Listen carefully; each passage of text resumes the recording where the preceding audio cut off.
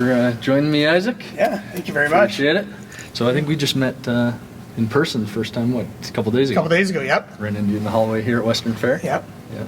I remember joking with you about, I said, well, we won't be drinking any. Water fountain just behind that curtain.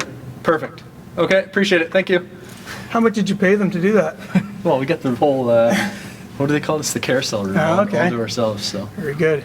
Yeah, I think I joked about we're only going to be drinking water on this interview. Yeah. But I did love that Ron Burke interview. And yeah, open up a bottle of wine. Yeah. That was pretty cool. Yeah. But yeah, so you're a water guy. You're. I am now. Yeah. Yeah. Well, maybe we'll get into that. Yeah, get into that a bit later, sure. That. But so I've probably bet your horses 1,000 times in my life, but it's strange to me how I'd probably seen a picture of you or something, but to see your name in the program over and over and over again, but I really just didn't have a clue who you were. So I was excited to meet you and be like, I was excited this is to meet cool. you, especially after the interview. So. Yeah. So it'd be a cool chance to get to know you a little bit. Are you up or down Lifetime? Betting? Betting my horses. Oh, that I don't know. I'm down. I'm one of the world's worst handicappers, but I couldn't pick winner to save my life. Okay. I think I hit a pick 4 about 4 years ago, and I play them every every week. Nice. So, yeah, it's not my strong suit. Good. And then you'd think I'd have some inside scoop. I can ask some drivers, some trainers, but they don't have a clue who's going to win. So Sometimes when you're pretty sure one's going to win, that's when it doesn't happen. Yeah. I found that. I stopped asking them. Yeah. They tell me, "Oh yeah, you should be good tonight." No. Yeah, I try not to be superstitious, but it sure happens. Yeah, cool. Yeah. So you got one racing here tonight? Yeah, we got Marco Polo in the 7th race. Okay. So I'm on my Lasix time, so it's worked out pretty good. Nice. Do you race here a lot? Yeah, I have been. Yeah, I've been, last month or two I've been coming to London. Yeah. Actually, Flamboro's my main place. It used to be Mohawk. Okay. And right now I don't have, a lot of top horses going, but been racing at the B tracks. Had a really good year last year. Cool. So. How many do you have in the barn? We've got, it depends what you're including, we've got probably about 10 racing right now. Yeah. We've got a couple 2-year-olds that have turned 3 that are coming back, should be qualifying soon. And then we've got broodmares, weanlings, Yeah. my wife's pets. We've got one thoroughbred, so it's we kind of live in it's a bit of a zoo there. But is the thoroughbred retired or is no? It, she's actually she just turned 3, but that's a whole different ball game. We got one thoroughbred, and she's a chestnut. She's beautiful. She actually got to the races. Really? I guess only about 1 in 5 actually race it too. And you guys have her stabled? Are you training She is her? stabled there now. She was back and forth in Fort Erie with a trainer there, and she ran a couple times, and she just wasn't too good off the gate. I don't really understand it, so I'm not going to try to pretend that I do. But she just couldn't break out of the gate properly, and that cost her every race. But the one time she got placed up to 5th at Woodbine. And wow. Anyways, we'll see. Well, that's pretty cool. You have to let me know if she's going to run this year. She'll run here though. Yeah. It's a good thing when they break though.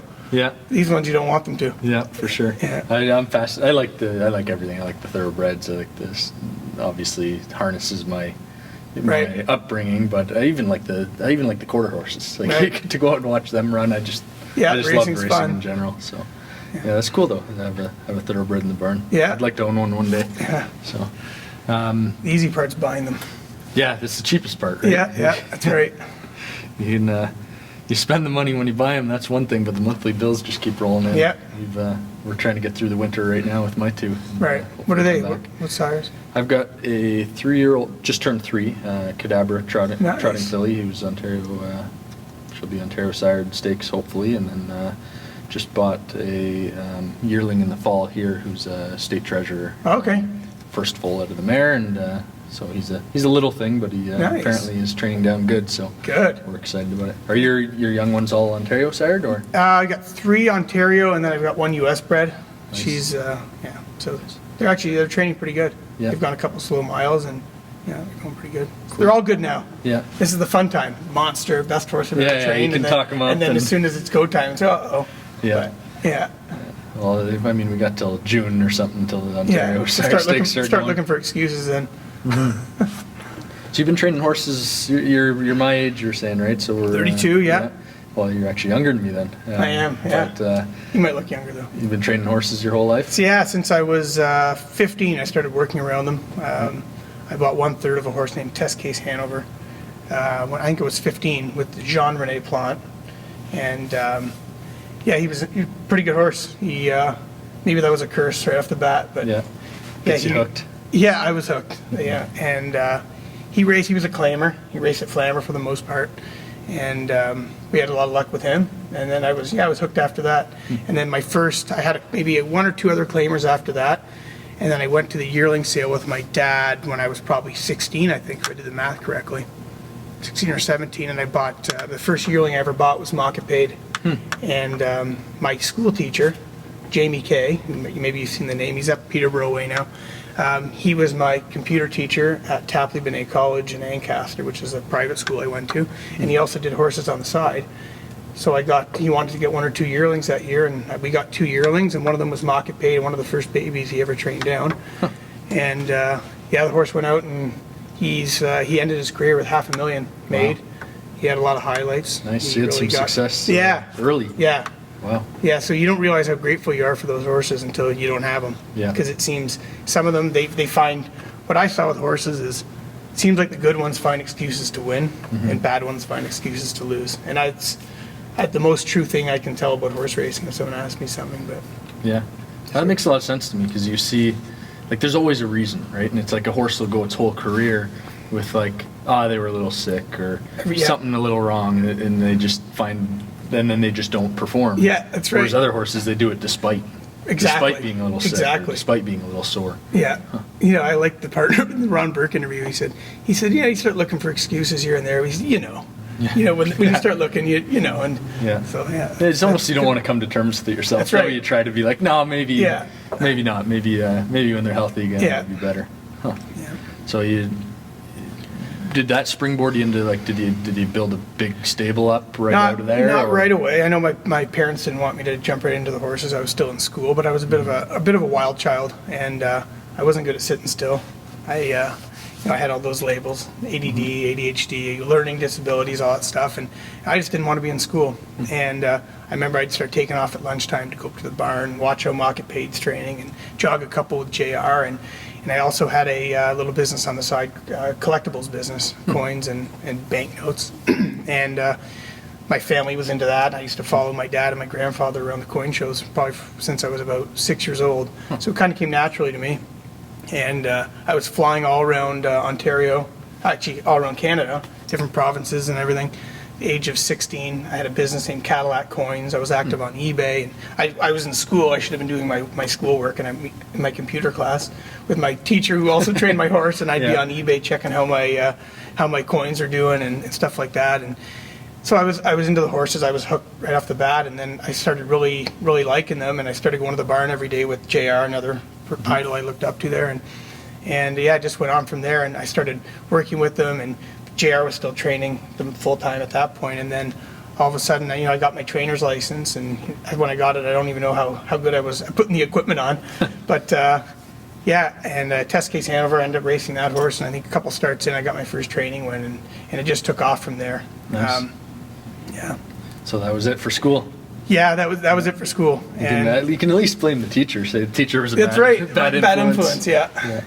Huh. So what did the parents think of that when you were? Well, at first I think everyone was a little skeptical of it, and but I like the other thing now. Now I keep relating to his interview, chip on your shoulder kind of guy. And I remember I came into the business. There's a lot of talk and drama and all kinds of stuff like that. And I was kind of I don't know about looked down upon, but I came from my family had money and stuff like that, and I was judged initially. He doesn't know how to train horses. He's silver spoon kid, stuff like that, and that's how I really went out to try to prove something, I guess. And my second year training, I ended up ending with a 5.13 average or something like that, and we just crushed it. I was focused. I was on the ball every day.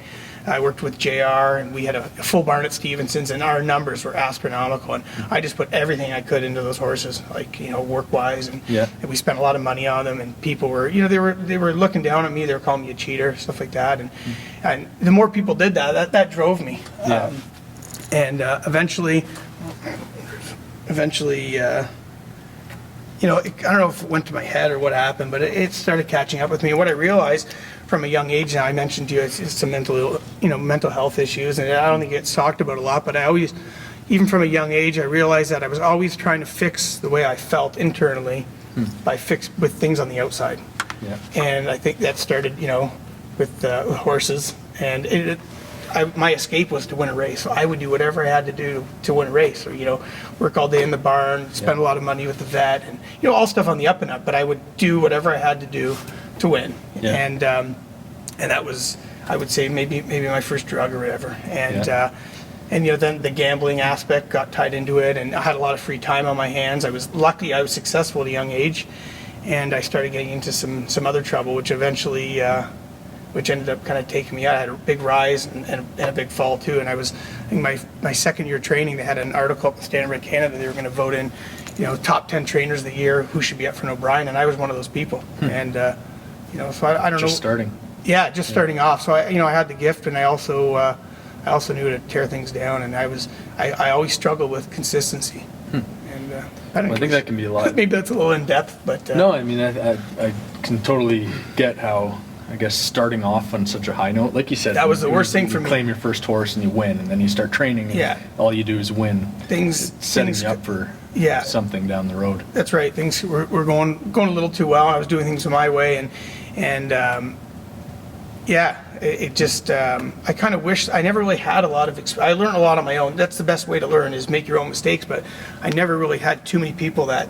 I kind of became the boss quick, and I almost wish in a way that maybe I'd worked for a big stable or a big trainer or something like that. There's probably some things I might have learned there. Well, at least you can see somebody else deal with the difficult situations and stuff first. And like you said, in this sport, when you win races, and I'm not saying everyone plays the game fairly or everyone doesn't, but when you win a lot of races, you're automatically seen by a lot of people as cheating, as whatever. Yeah, I had a target on my back from day one, and I don't want to get into anything too negative, but early on there, we were having a lot of luck even at Woodbine and Mohawk, and they were used to us winning on the B track, but then we started doing the same thing at the A track, and I was a poster boy for Swedish Horsepower. I was in advertising for them. We were all supplements that you could give, we were giving them. We had back on track blankets on every horse. I forget the best bandages, magnets on every horse. We didn't miss a thing, and the target was on our back, and we were actually used to get followed to Woodbine. They put us in D-barn there, and we were getting followed to the track.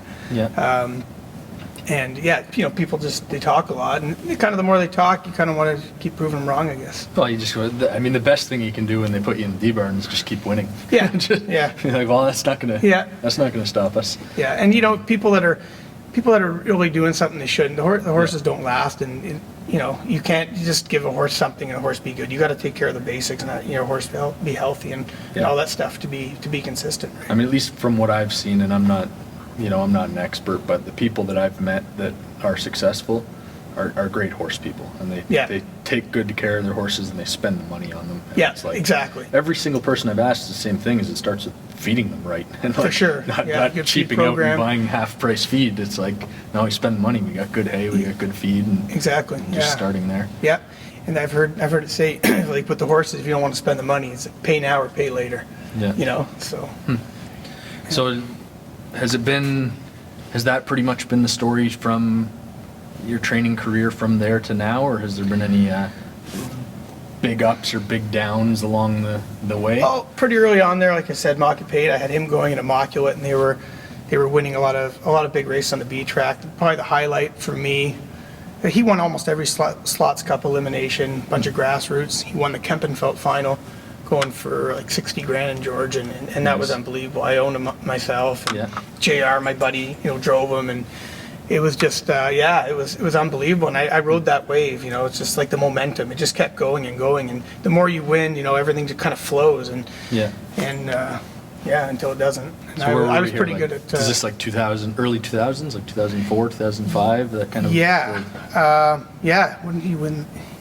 He would have won that. Maybe, no, actually, he was 2008 when he won the Kempenfeld. I think he was 4 years old at that point. Yeah. I had a couple good preferred horses, and then we ended up picking up a bunch of horses from New Zealand, and that's when things really took off, good and bad for me. I was stabled at Victory Lane at that point, and had a lot of nice horses going, and things kind of seemed to come to me too easy, and anything that comes easy, you lose it easy as well. And anything you work hard for, which I'm doing nowadays, to build myself back up, you end up keeping it because being grateful for. So talk about building yourself back up. What? Well, I struggled with alcoholism and addiction, and the gambling and everything played into that, and that lifestyle. I love that lifestyle. I only had one speed, and that was go, and all the time, and I never slowed down. And I think I shared with you before the interview. I was, I'm lucky to be alive, really, the way I was doing things, and I was born with transposition of the great vessels, so I had a. One sec here. Yep. I was born with a heart problem. I was born in McMaster University, Hamilton, and I was flown to Sick Kids in Toronto. 2 days old, I was born, I was blue, and they did emergency surgery on me 2 days old. It was like a 12-hour surgery. Probably would have cost $500,000 if it was in the States. And luckily that was successful. There was 2 surgeries they could have done that winter. One called the mustard surgery, which was Dr. Mustard was his name. Yeah. And it would have been hectic the rest of my life. And life expectancy wasn't too good for that. And the surgery that I had, basically if it went good, things could be, I could be good, for the rest of my life. And thank God that the stuff I was doing, I didn't, call it a higher power or what it is. Yeah. But something was keeping me here, and so I struggled with a lot of problems that way, and was able to get out of that. And probably a lot of that has to do with I have my wife now, and she's stuck by me, and I've really come to see the light. I guess I got 3 kids. Was she with you all along the way, or when did you guys? No, we got together about 5 years ago or so, and I think she was warned. Her parents got some messages from people, and they said he's bad news, and they might not have been so wrong, but she stuck by me. I guess love's a crazy thing, and her family. That's where I'm stable now, actually, out in Ridgeville, and I've kind of, like I mentioned to you, I'm pretty open about it now, and I'm in a 12-step recovery program, and that has to come first and foremost for me, or I have nothing. I'm coming up on 2 years without a drink, not this drink, and longer with other stuff, and I'm trying to quit gambling as well, which is tough in this business. But it's been a grind, and like every day for me, I'm grateful. That has to come first for me. So that even played into some adjustments I had to make on the racetrack, because it's an amazing spot where I'm at. A lot of paddocks, do my own thing. It's our own farm, but I don't have the big training center. The vets are a little further away because I'm out in the falls, and we only take on what we can handle now, because when I want to go fast training trips too, I have to ship in, and one day it'll be waiting for me at the big stable again, and concentrating back at Mohawk. But for now, I'm pretty happy where things are at. Our numbers are really good. We're making a good living. Horses are racing well, and that's and when I'm ready, maybe I'll move back onto the top again. So I think your personality sounds a lot like mine, where the thing I got to watch when I'm drinking or anything is I have a very addictive personality. So it's like if I have the third drink, I'm probably gonna have a 30th, because it's like there's no stopping at that point. I'm at a point where I think I can I can share a bottle of wine with somebody, right? Especially if it's rum Burke. Yeah, and I'm okay. It's just if I start drinking or gambling, it's not going to be a small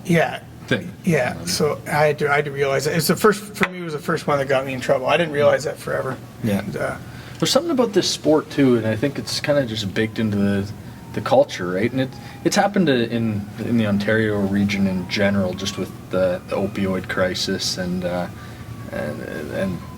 other drugs. Is like, it's a big problem in the horse industry, and I think a lot of people are probably either right now or have struggled with things in the past, and they're just doing it alone, right? So right, exactly. And there's a lot of help out there, and I was ashamed of it at first. I mean, a couple of years ago, there's no way you'd get me on tape talking about it, but I mean, well, if Brad Pitt and Bradley Cooper can talk openly about it, yeah, why can't I? But I know there's some people struggling. That's the worst thing when you keep it to yourself, and it just gets worse. You isolate, and it really is a disease. I thought I just didn't have the willpower, but it's not what it is. Yeah, sometimes it's not just trying harder to not do it. Right? That's right. And like I mentioned earlier, I use the horses.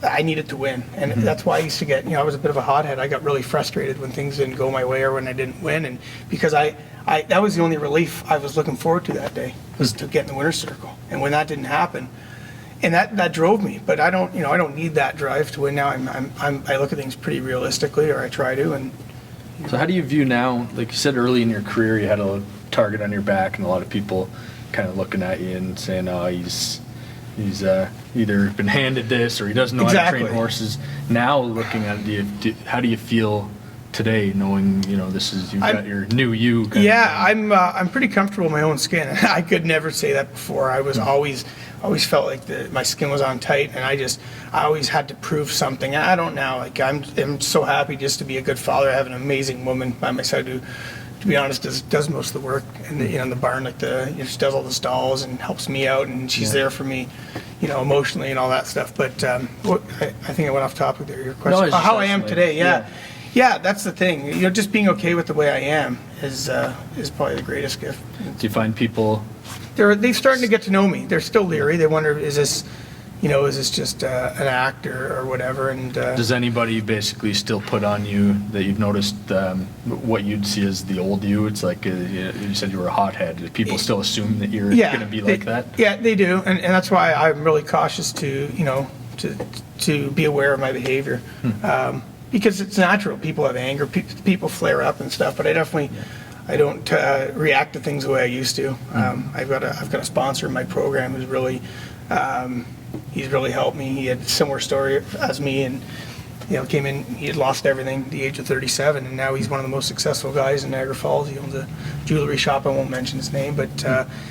He's in his 60s now, and he's never turned back. And he's basically shown me that there's a way out of this. And I just got so down on myself that I couldn't get this thing, And I was at 4 treatment centers, and it was looking rough. And I just kept fighting. And that's one thing I can say about myself is that I just never give up. Yeah. I don't know. Well, I think that was a little too in depth. No, it's awesome. Congratulations on that. Yeah. It's pretty cool to hear that you're kind of 2 years into that journey, right? I struggled I first came into recovery when I was 16 or 17, and it wasn't always drugs or alcohol. I would use anything, at that time, whether it was the horses or gambling or women, and I couldn't get it. 15 years in and out of this 12-step program, and it gets wearing eventually, but. The one thing I've found is I've had a lot of people in my life, family and friends, that have had either substance abuse issues or just other mental health issues. And the one thing I've learned over time is that sometimes they'll do things, and it's not really it's not an excuse for them, but it's not who they are. That's right. It's the drug or the whatever. And it's like I've had people who I really love do something like steal from me. Mm-hmm. It's like, in a sense, it's still on them. Right. I don't excuse them for it, but I know it's not them. They would never steal from me, Right. Other than this situation that they're in. And that's where the amend part of it. That's one of the steps in the program is people got to make those wrongs right. Well, there's got to be pretty good feeling, I guess, being on this end of it. It's not like you're going to be perfect, right? Now, No, I'm not perfect. I'm not trying to make myself out to be. Perfect now, and knock on wood. It's a constant struggle, but it's easier now, and one day at a time, and it's pretty good life. I wish I found it, did things not my way, because my way wasn't working. I kept proving that over and over, and they say 3 people that have those issues. They said 3 things they live with is being restless, irritable, and discontent. And when I heard those words, man, that described me in a nutshell. That was always that was kind of the way I rolled. So yeah. Wow. Yeah. The sport definitely somehow pushes people that direction, because I think a lot of people are in that. In that and if someone sees us, I was, like I said to you, I was kind of the poster boy for things I shouldn't have been before, and now if I have to be the poster boy for something else, or if someone watches this, something to do with mental health, and they want to reach out to me, I'm always here because I know what it's like. So. Yeah. So how many? You mentioned kids. Kid or kids? I have 3. 3. Nice. Yeah. So Jacob just turned 8. Yeah. And then my 2 children I have with my wife now, Noah and Addie. Addie just turned 3 on the same day as him, January 5th. They're 5 years apart. And Noah is 4.5 years old. So you got 2 boys and a girl. Yeah. And they're just So my oldest would be. I have 2. I have a 3-month-old and a 3-year-old. So the 3-year-old, I got one right around the age of your youngest. Boy and girl, you said? Girl, the 3-year-old. Yeah. And then a boy. It's the young one. One of each. Now you're done. You don't have to keep chasing anymore. Yeah. So that's a little different. Life's changed since having the kids. Yeah. Now, bringing them up, are you going to encourage them to be around the barn? I know. I know my wife's not, we live on a farm. We live where we race the horses out of and everything. So they're definitely going to be a part of their life for sure. And they love it. They love going in the barn. If the weather's good, they're always out there. And we have goats. We got a couple goats. Actually, we found out we bought them off George Large at an auction. He's in the racing business as well. And they love animals. So if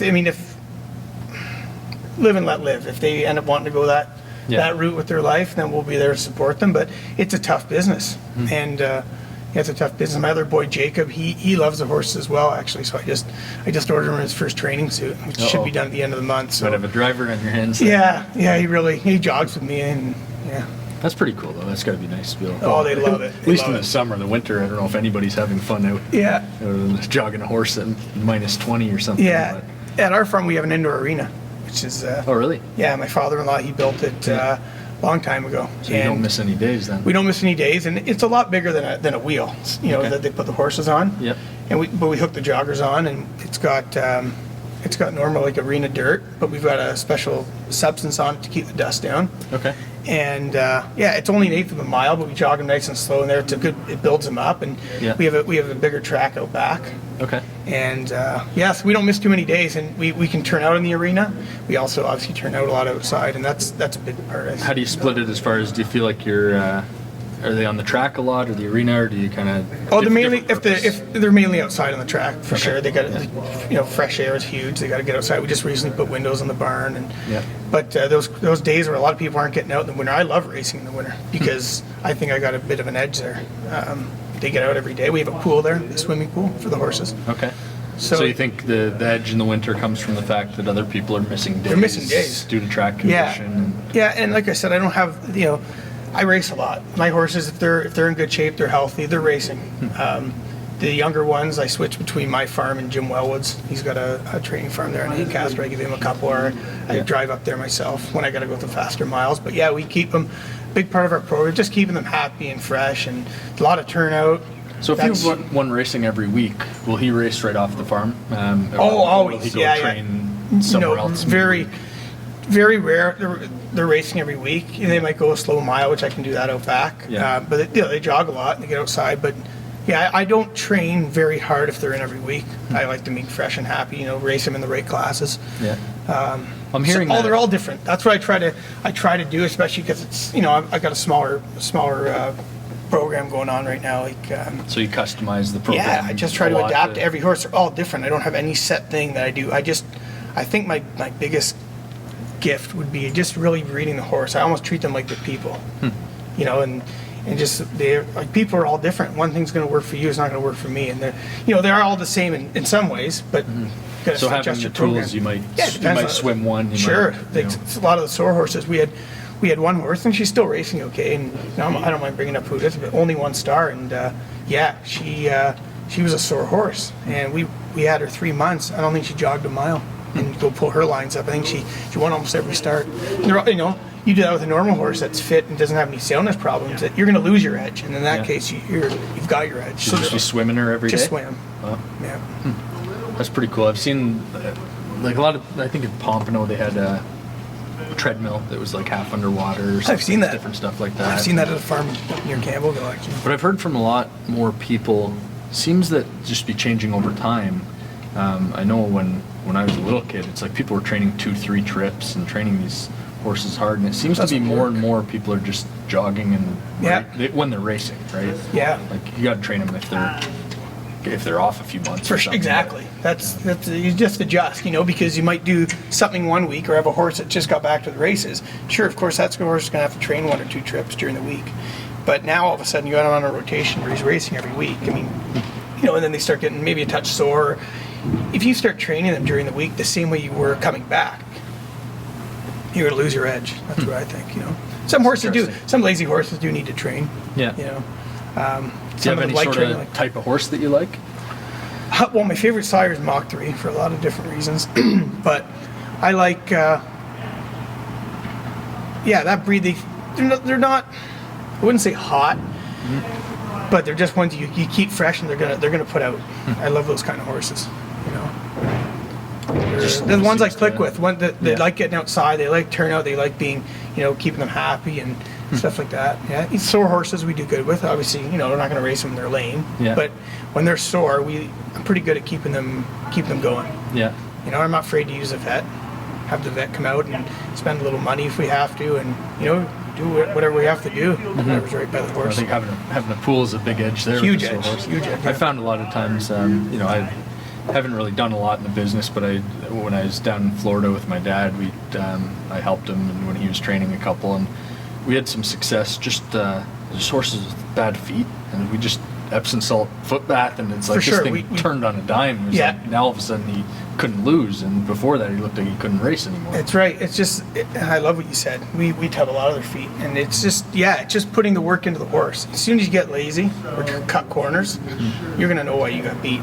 And when you start doing everything you should be doing, like tubbing their feet's huge. It's time consuming. People don't want to do the work poultice. You got to get it off. It's people don't throw the horse outside. Our horses lose shoes all the time. Well, if that's the cost of them getting outside in the mud and stuff, well, hopefully their foot doesn't break up too bad. But if they're going to stay inside and be sour, what's the point of racing them anyways? There's all kinds of things that you got to kind of adjust to. Like, Epsom salt, you got to stand there with the horse for half an hour, and Yeah, and then they're gonna step on it and knock they it work. over. And Oh, I know. Yeah, and they got to get used to it. But yeah. do you have any sort of top level thing as far as like what your program's all about and what you think We more than anything helps We give you? lots of good supplements, omega alpha products. We give a big mash at lunchtime, which there's a lot of horses on Lasix. If they need it, seems to help a lot of horses. And if you're not getting the fluids back into them, jugs, or you're not getting electrolytes back into them, they're going to crash. Potassium, all those kind of things. You got to build the horse back up. Irons, all those things. So we have a really good feed program. My wife feeds all the horses. She's a machine, and we basically feed them all the same stuff depending on their age. But we give a big mash with hay cubes and beet pulp and bran, and we mix electrolytes in there, rice bran oil, gamma ricin, all kinds of. Will you cater just that good- to a horse too? Like if a horse is a picky eater or something, will you go out of your way for and sure, get but- a different feed? And, Absolutely. Yes, if we have, that's last resort. But what I notice with picky eaters, stomach, you talked on feet, the two biggest things with horses that I've found, feet, stomach. And when they're not eating, they've usually they got ulcers, or they've got, got to get them on a probiotic, or their stomach's bugging them. And, race stress and all that can take a toll on them. But if you're not, omeprazole, if you're not spending that money, yeah. you're not going ahead. And some horses have better stomachs than others, but Yeah. it's usually they have an upset stomach why they won't eat. I read a study somewhere, and I'd probably misquoting it, but it was basically that over the course of their career, the vast majority of horses will have ulcers at some point. Yeah. So, it doesn't mean they're all going to have an ulcer at any Right. given time, but Right. Well- it seems to be very prevalent. It is. And the other thing, pulling a blood on a horse is good, but sometimes you can overreact to something or underreact. That's what I've found. And what I've noticed, I get a pretty good read on my horses just by watching the way that they are, the way they're eating. If they're attacking their grain, Yeah. that's a great sign. When they start picking at their feed. So, and you might go pull the horse's blood, and their ulcer count or whatever will show that. It might not be off, but meanwhile, if you just go treat the horse with Gastrite or omeprazole or something, the horse turns right around. So, I like trying to just kind of read my horse. And Sometimes your intuition might be Your gut. better than the your gut instinct is Yeah. almost always right. You almost know what the right thing to do is. How long do you figure that takes you? Like you get a new horse. How long before you really get acquainted to that horse to know what they're I like? crush second start. Yeah. Some people you see they'll go out first start and pick one up, but I've just had, I don't know, I've had a lot of luck my second start with one. One time I'll try something with the horse, and then all of a sudden I really learn a lot from the horse that first race. I take everyone's opinion into consideration. I don't try to before I didn't want to hear anything from anyone, and Yeah.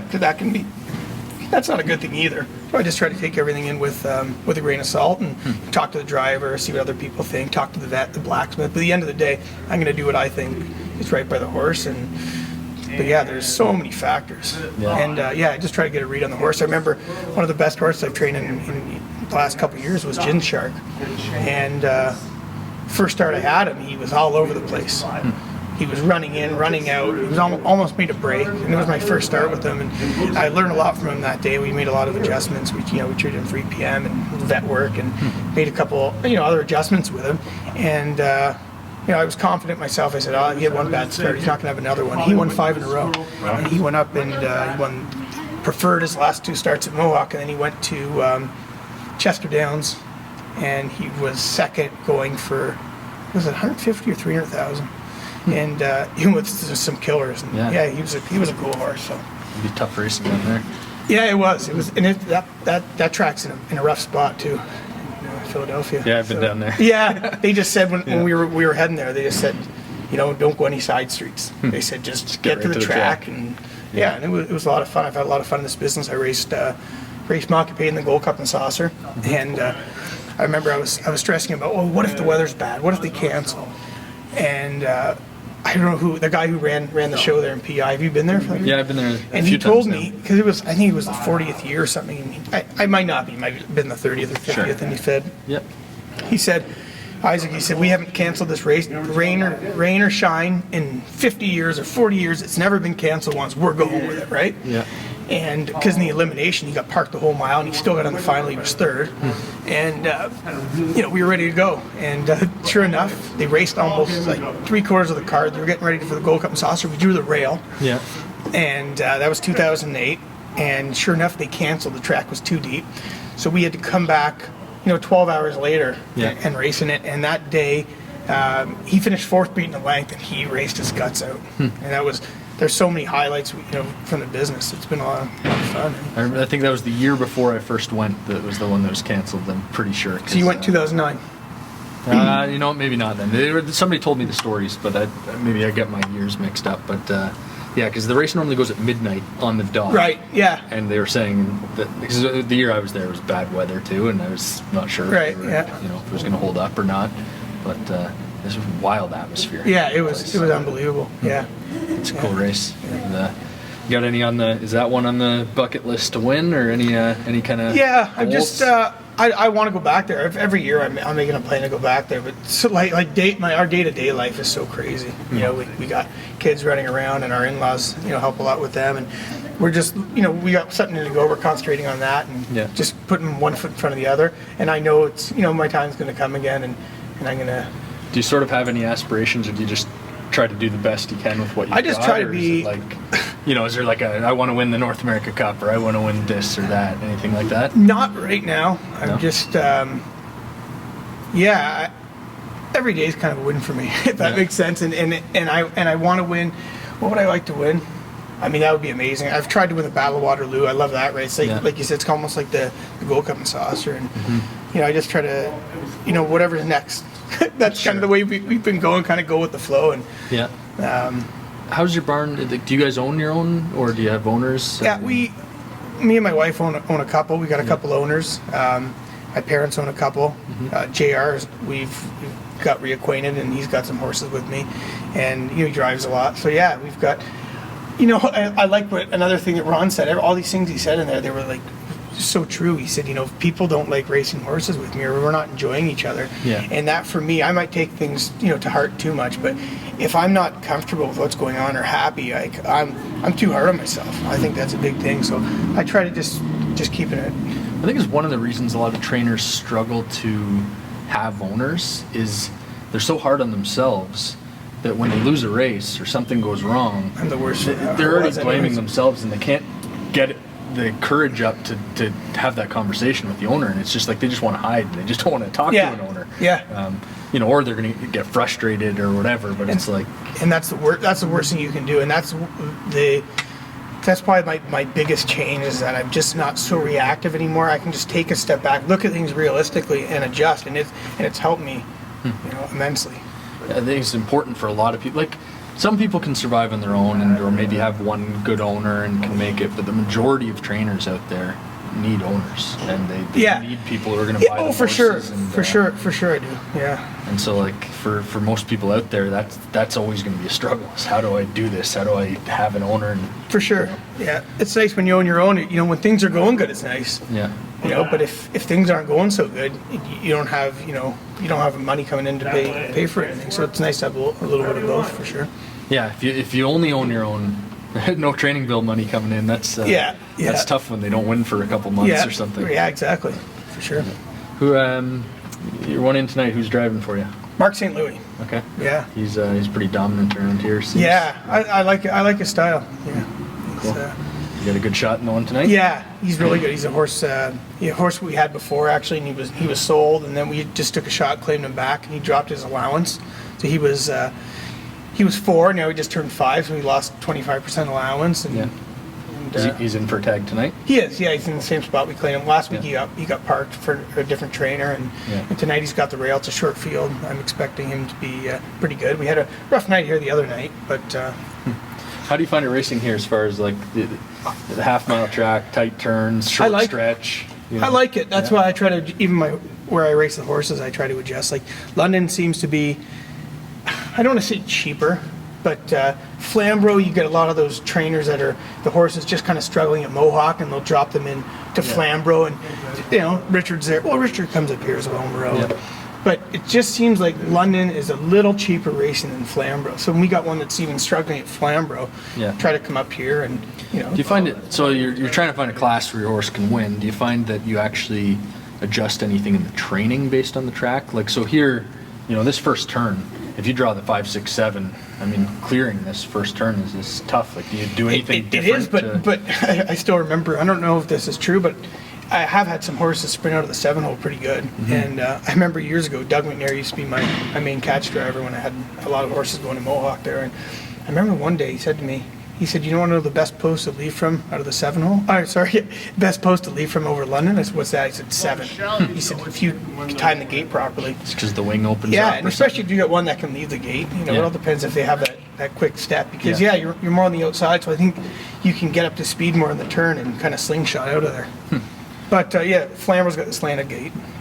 Now, is there? I mean, I might be way off base, but is there anything you do to try to train for like gate speed or anything like that? Is that something that you think about when you're designing? Maybe without knowing, because especially I qualify some of my horses, before they start racing. I don't drive too much. I've had some luck driving, but when I qualify them, I like to teach them to kind of leave out. Yeah. But not ask them to go, but leave out and then kind of learn to race after that. So, or sometimes I'll score them out hard in the first turn, kind of get them roused up a bit and realize it's game time. That's one of my things I'll watch when I'm watching as a bettor on a half-mile track is when they're post braiding. If they come and they take this first turn tight, it's like, okay, he's thinking about leaving and he's trying to figure out if he can get around this turn. Yeah, exactly. Yeah. You feel that breeze? They're trying to freeze us out in here. It's getting a little chilly in here, but yeah, maybe let you get to your business back in the barn pretty soon. But that's pretty cool to hear your story. So I wish you. I hope it came out okay, or someone got something out of it. But I mean, keep it going, and I think that if anything, it's going to be helpful for other people who are maybe in a similar situation, right? Yeah, every day I kind of look at it like a win for me. Yeah. Whether things go good or bad on the track. There's a lot. You see all the stuff going on in the world, right? Yeah. Things could be a heck of a lot worse than getting parked in one race, or and I've kind of got a clear sight on that. I was just so. For me, the coolest thing, and honestly, it was getting to sit down with so many people across our industry. The cool thing for me is it's no longer a name in the program. And it's like I can cheer for you because it's like I've talked to you, and it's like, cool. Now when you win a race or something, it's like, man, I know that guy. Yeah. Cool, good for him. Whereas when it's just a name, it's like I don't really. Right. I'm not attached to it. Who cares? Yeah, it's hard. You're putting a face behind the name. You meet these people, like, that's who it is. It's pretty cool. Is there anybody in the sport that's sort of your when you were getting started that you watched or looked up to? It's funny you asked me that. And my idol, and still is, was Casey Coleman, or is Casey Coleman. She was really crushing by the time I just came out racing, and I loved everything she did. Obviously her results on the track, but the way she was, everything was about positivity with her. I heard stories. One guy worked for her, and I knew a lot about her program. She didn't like if people called her horses rats, because you think there's not a big deal doing that, but then it does, because then it attracts more negativity to your horse, and it's just, that's another big thing, being positive around the horses and pick up on vibes. And I really looked up to her. When I would when I would think about how I'm going to train my horse, or someone would say something, I'm thinking, what would Casey do in that situation? What would she do? And I don't know a lot about her program, but I see the way her horses race, and they keep racing good. And I've heard bits and pieces, and I looked up to her, and people would badmouth her because of her results, and she's had no reason why anyone. I mean, you look how many stallions she's had, and they throw lots of good horses. So they they were good horses, and she seems to be able to take horses to the next level, and I aspired to be like her, and I really felt like I was on that track.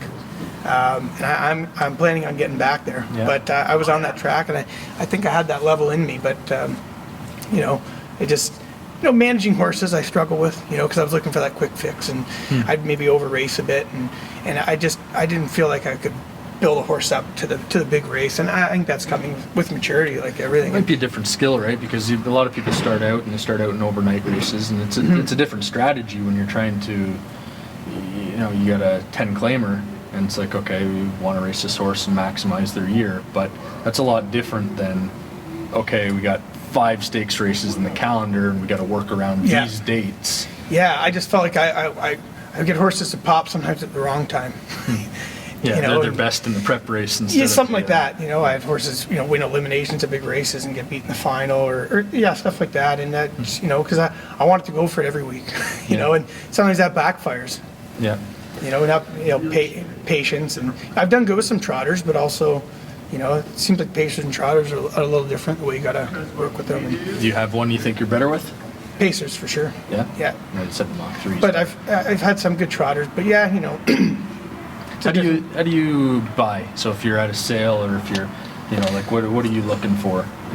I think they got to have a big butt. It's got to be wide. That's where the power comes from. Engine. I don't like tiny horses, but I don't mind if they're small. One of my best horses, Michael Jackson, he made 700,000, and he was a runt, and he was a cool horse. So I maybe biased because I've had some luck with smaller ones, but.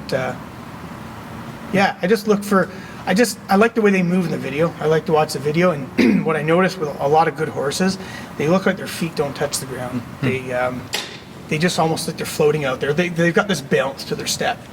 And, if I like the video and I like the pedigree and stuff like that, I go after them. But it's a crapshoot. The yearling, I love it. There's nothing more fun than buying a horse at the yearling sale. Yeah.